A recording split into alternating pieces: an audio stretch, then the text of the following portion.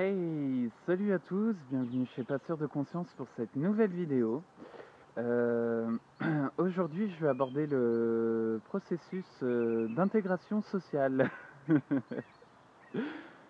Euh, je souhaite parler de l'intégration sociale parce que c'est un fondement assez essentiel pour ce qui se passe actuellement et un petit peu sur toutes les vidéos que j'aborde, notamment au niveau des liens socio-relationnels, au niveau des êtres humains que nous sommes.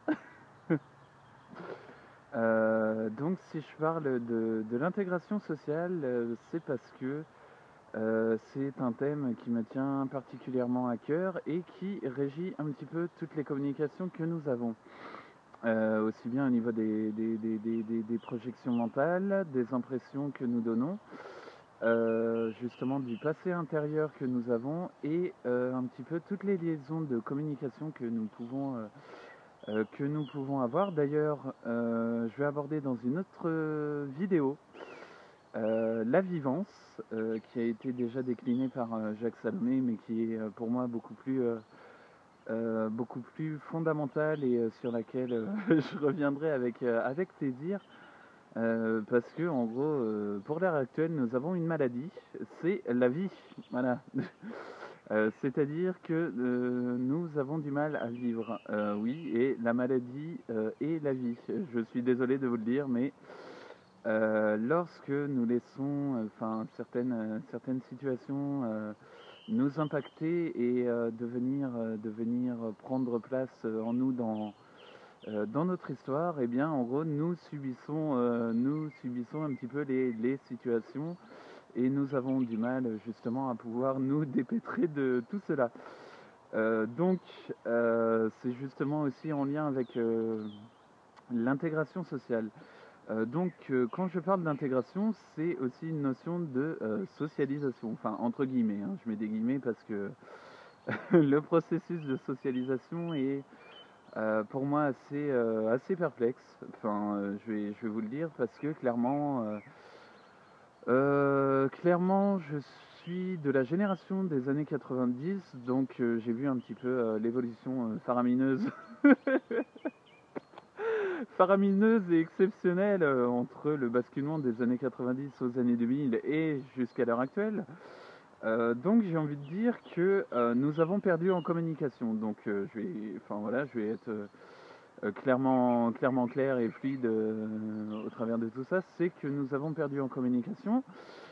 Dû au fait un petit peu des crises qui nous ont été annoncées, de leur acceptation et de la résignation dont nous faisons preuve avec brio sur tous les plans, que ce soit le plan professionnel, le plan personnel ou le plan socio-relationnel, qui sont les trois plans sur lesquels la majeure partie de la vie et de l'existence d'une personne comme vous et moi se greffe. Sauf que je trouve que justement, en fait, je vais un petit peu casser aussi l'idée de la marginalité, parce que j'ai envie de vous dire que la norme n'existe pas.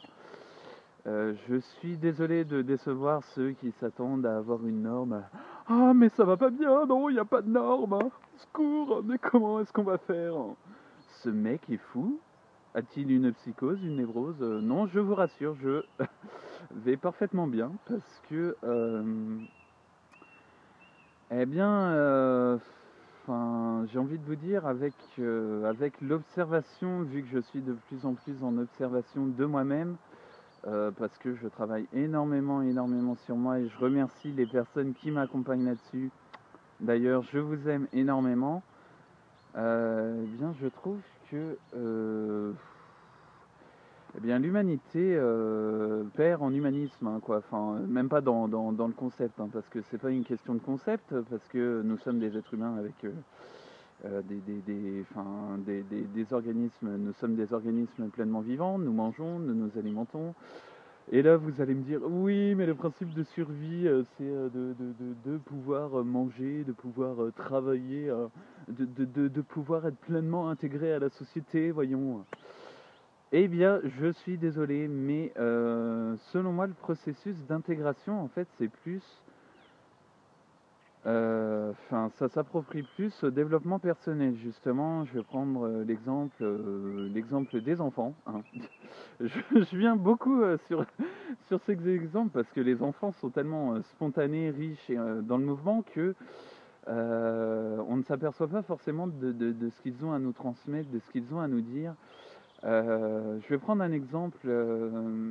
J'ai participé en tant qu'intervenant au temps d'activité périscolaire et j'avais fait un petit peu une activité sur des cartes postales poèmes avec des enfants. Et j'ai un jour, au niveau, lorsque ça s'était terminé en fin de séance et en fin de session avec ce groupe, j'ai un enfant qui est venu me voir et qui lui travaillait justement sur le côté chevaleresque de son monde, de son univers au niveau côté historique, ce qui m'avait totalement intéressé et bluffé et ce qui l'avait aussi un peu captivé parce que c'est justement toute la richesse de la poésie. Et aussi, j'ai envie de vous dire, les artistes ne sont pas des fous et la folie n'est que ce qu'on veut bien lui montrer, hein, d'ailleurs, par ajout et par simplement spontanéité personnelle. Donc pour en revenir à cet enfant, il m'avait dit oui, je ne souhaite pas de mon dessin parce que je l'ai raté, parce que il ne me convient pas. Enfin, il avait abordé ça sur un point vraiment négatif, en sentant que c'était pas tout à fait abouti. Et ce que je lui ai dit, c'est qu'en fait, que son dessin à lui reflétait uniquement uniquement l'univers qu'il a. Et je trouve que justement, c'est porté, qu'il apporte lui cette richesse et son regard, c'est lui permettre aussi d'être confiant et sûr de lui-même et lui donner pleinement le potentiel d'être ce qu'il est, quoi. Donc, et suite à cet échange-là, en se mettant au niveau de l'enfant, de sa compréhension, de la perception qu'il en a de l'univers de l'enfant, en fait, on se rend compte que les enfants ont aussi les pleines capacités pour être écoutés et pour être compris de nous, les adultes, et des mondes que nous cultivons, tout entre autres le monde professionnel, qui, malgré les exigences qu'il a, en fait, je trouve que euh,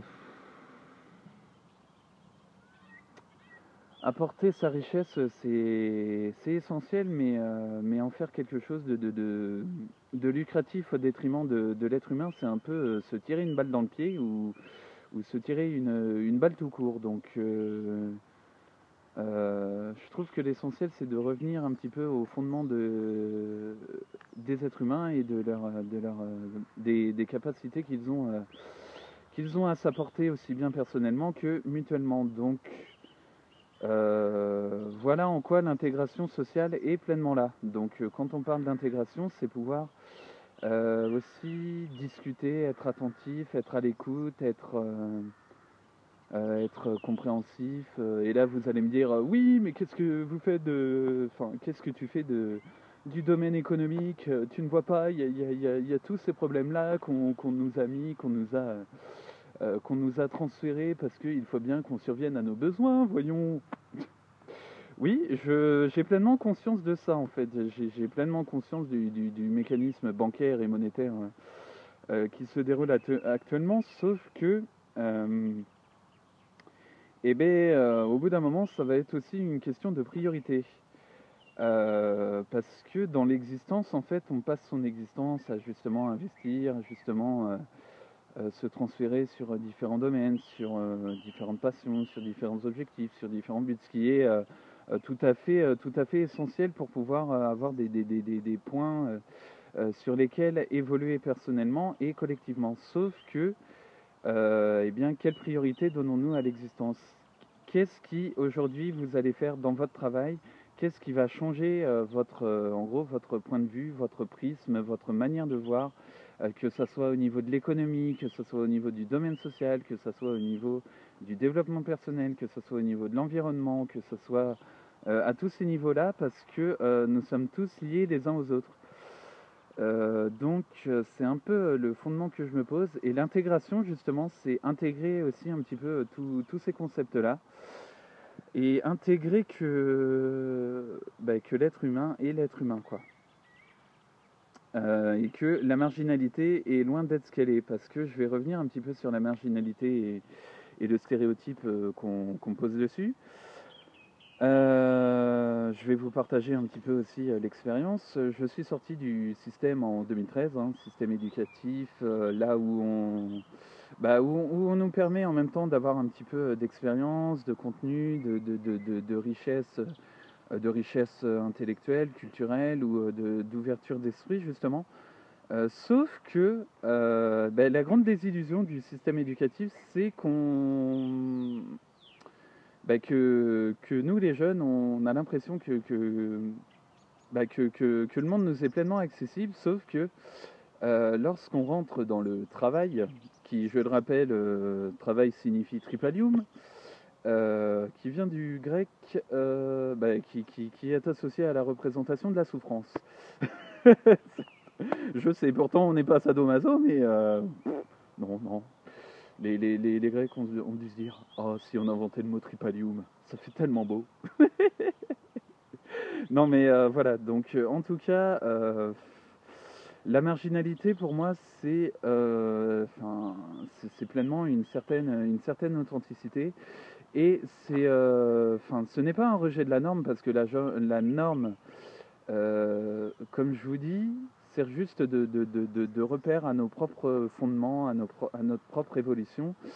Et la marginalité, en fait, c'est un petit peu l'aspect de l'authenticité, de la spontanéité et du mouvement naturel des choses et la révélation de ce que nous sommes. Donc, la marginalité